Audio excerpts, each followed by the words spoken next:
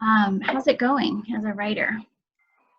Um, well, I keep writing like the beginning of the story, but then I don't like it, so I keep deleting it. Say more about that. Say more. I just don't like it because I think like I can use like better wording, and I don't like the words that I used. So then I keep trying, but I don't like it. So.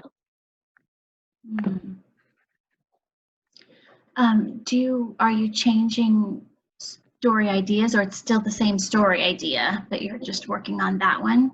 It's still the same story idea. Okay. So you're changing the words. When this happens to you, sometimes, what are some of the things that you already know or you've already learned that you know to do? What kind of strategies do you use already? Like start with dialogue I saw somewhere. And I always start with dialogue. And I don't know how to start it like another way. So you know you can start with dialogue, and is that what you've tried? Okay. Let's see, what else do you know that beginnings have in them? A setting and a main character and like words like that to hook you to read the rest of the story. Say that again? Like words to hook you into the rest of the story.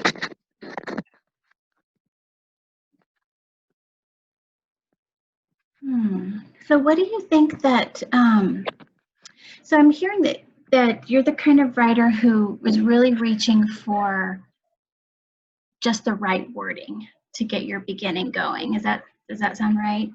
And I was taking a little bit of notes while you were talking about yourself as a writer and your journey with this piece, especially that you're working on now.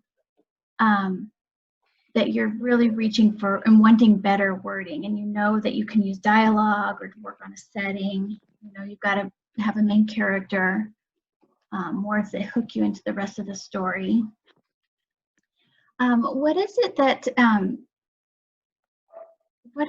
is something that either I can help you with, or something that is challenging you right now with this piece?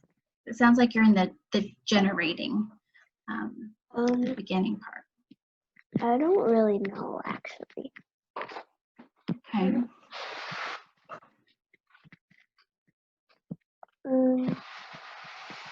Like how to start it, maybe? Can you try a different way to start it? Okay, try to say more about that a little bit. Try to reach for, to describe that a little bit. Well, maybe like I think I should try like a different way to start a story, because I don't like maybe the way I start it is why I keep deleting it, because the dialogue I don't like, maybe. You know, it sounds like, yeah, so is the way that you started your story with dialogue? That's the way you've been trying it? Yeah. Okay, well, you mentioned that you could also start a story with setting. And so that could be something you could try. Let me see. I have an example here, a mentor text. And you might too, just on hand, if you have a mentor text that you're using, one that starts with setting.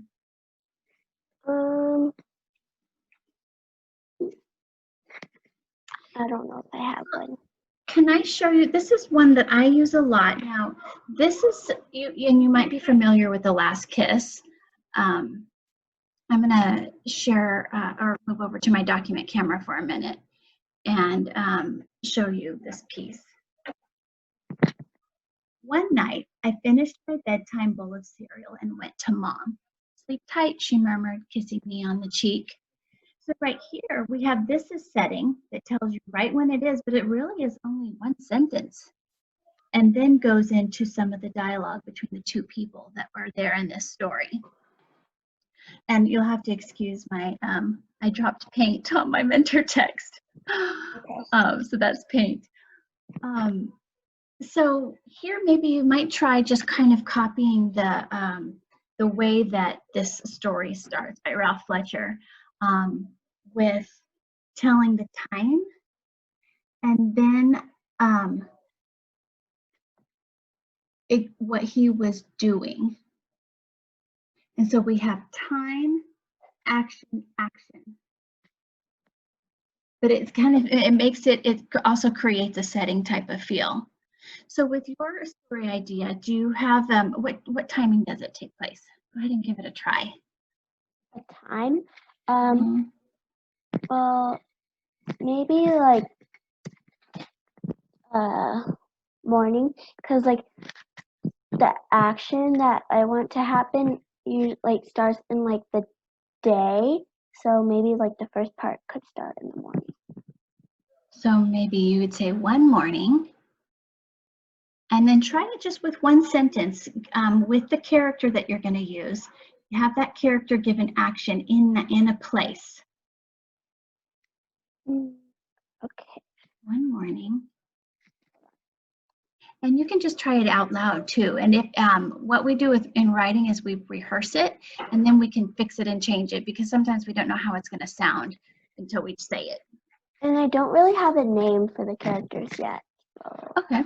You can think that can come later, huh? Yeah. One morning.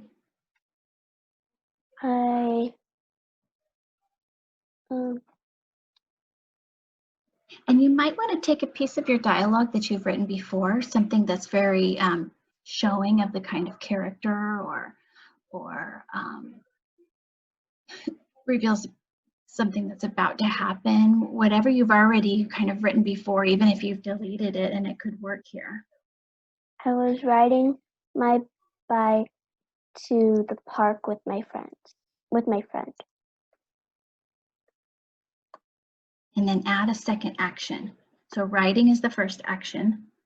One morning.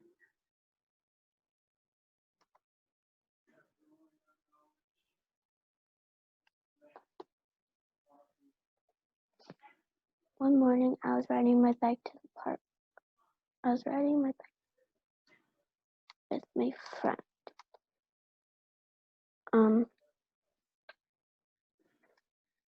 Another piece of action. Mm-hmm. So one strategy to kind of, it's like jump starting, it's to get it going, is you've given the time and then you string two actions together. So you put two things, like this one's, I finished my bedtime bowl of cereal, I went to mom. So I was riding my bike, and what's a second action? And Do you see this? Look. Does it have to be one sentence or can it be two sentences? It could be either, because I think you have those choices as a writer.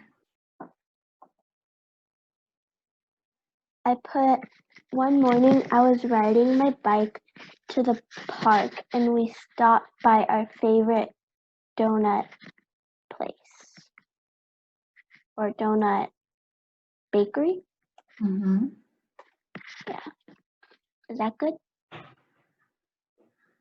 I think that as the writer, what you're doing is you write it or say it, and then reread it and listen to it yourself, and you get to decide how it feels to you as a writer, because that's your choice.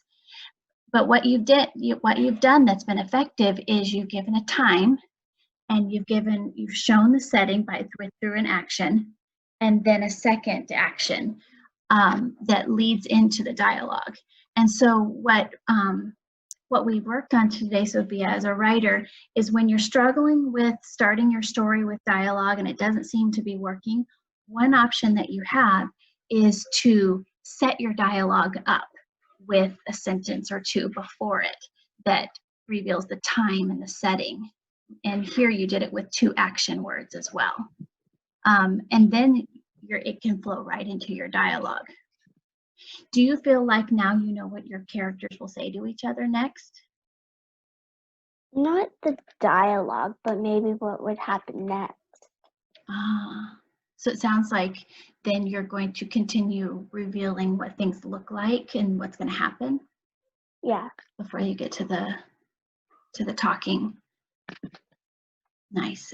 Well, I'm looking forward now. I really am looking forward to seeing what happens next and what it looks like.